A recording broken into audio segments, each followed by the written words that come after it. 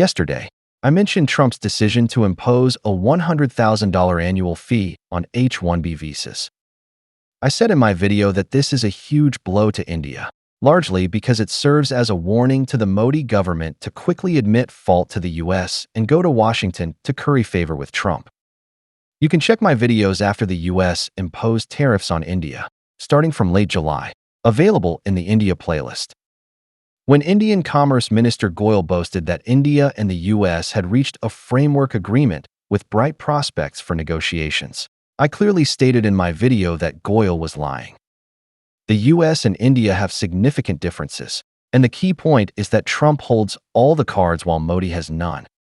Even if both sides reach a temporary agreement, the US could tear it up at any time.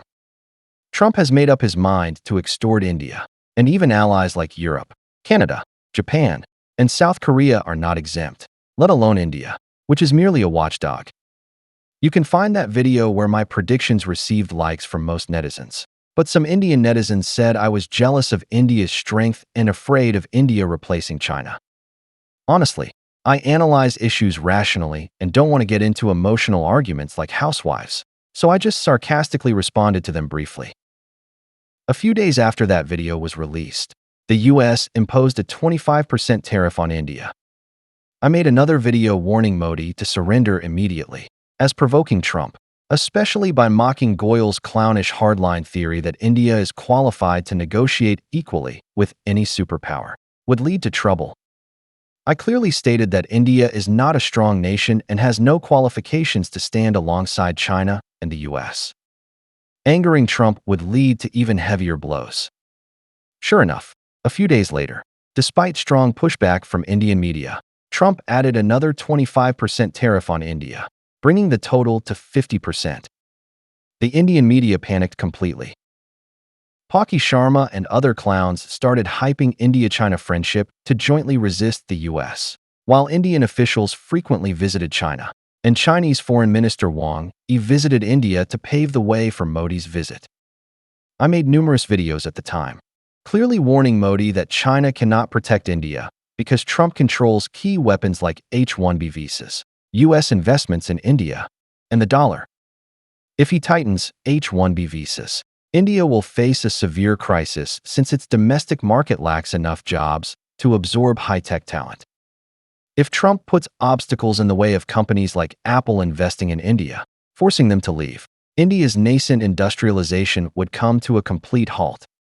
Of course, Trump could also cut off remittance channels for Indian expatriates or even kick India out of SWIFT, which would effectively sentence India's economy to death. However, my advice, filled with segments mocking the stupidity of Modi and BJP officials, was seen by Indian netizens as hostility toward India and fear of its rise as a superpower. I genuinely cannot understand. Is there such a superpower on Earth? If the US imposes sanctions and bans India from selling to the US, India suffers. If China imposes sanctions and bans India from buying Chinese goods, India still suffers. The prime minister of this so-called superpower is either on a plane to Washington or Beijing, and all he can do upon arrival is curry favor with Trump or Xi Jinping. My suggestions for India are entirely rational, just like my advice to vote out Modi and give Rahul Gandhi and the Congress Party a chance. The Congress Party is an elite party, disconnected from the masses, but when they govern, they at least won't lead India downhill. They don't boast and fabricate like Modi and the BJP, but fake data certainly won't make India truly strong. As a Chinese person, I have no reason to worry about India becoming a superpower. Your prime minister has been boasting for 11 years about becoming a superpower, a global manufacturing hub, and a tech powerhouse. Yet, apart from being the world's top producer of cow dung, with 0 Olympic gold medals and a 7-0 loss to Pakistan in air combat, which goal have you achieved? I'm just stating facts. So how is that humiliating India? If a country is constantly humiliated by facts, the problem lies with the country, not the person pointing it out. If Modi had followed my advice early on, ignored export controls on rare earths and urea, and prioritized stabilizing relations with the US by immediately accepting the US's unilateral 25% tariff and currying favor with Trump in Washington. Acknowledging Trump's mediation in the India-Pakistan conflict, accepting Trump's claim that India lost 5 to 7 fighter jets, and teaming up with Pakistan to nominate Trump for a Nobel Peace Prize. Would India be as passive as it is today? Admitting defeat and accepting humiliation would hurt Modi and the BJP, but it would give India a chance to survive. Now, for the private interests of Modi and the BJP, they keep fabricating lies, but the cost of maintaining those lies is too high. And isn't it ultimately the Indian people who pay? Modi announced a great victory in the Sindoor operation, celebrated nationwide for 10 days. But did that change the global netizens' rampant mockery of India? Don't you watch videos from other countries' bloggers? Why do netizens worldwide unanimously mock India?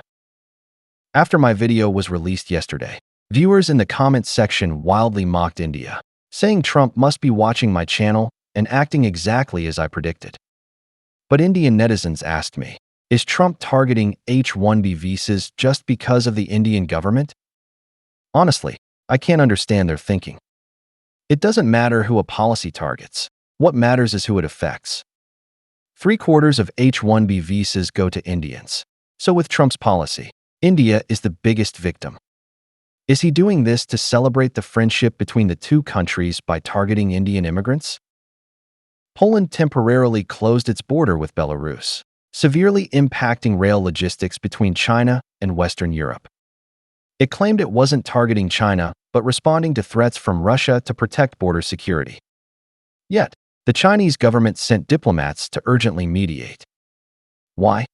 Because Chinese companies are suffering losses, and regardless of whether Europeans face the same losses, resolving issues for businesses is a government's basic duty.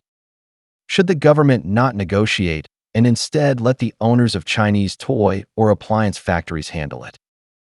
Trump's policies are severely harming Indians. Modi is India's prime minister, and if his government doesn't take responsibility, should Indian immigrants who mortgaged their homes and lands bear it? Honestly, I'd love to immigrate to India and run for office as a parliamentarian or official. The only job is to brag, tell voters India is a superpower, and win votes without any responsibility. Though my English doesn't have enough of a curry accent, I can practice. With voters of your intelligence, India is simply a paradise for politicians.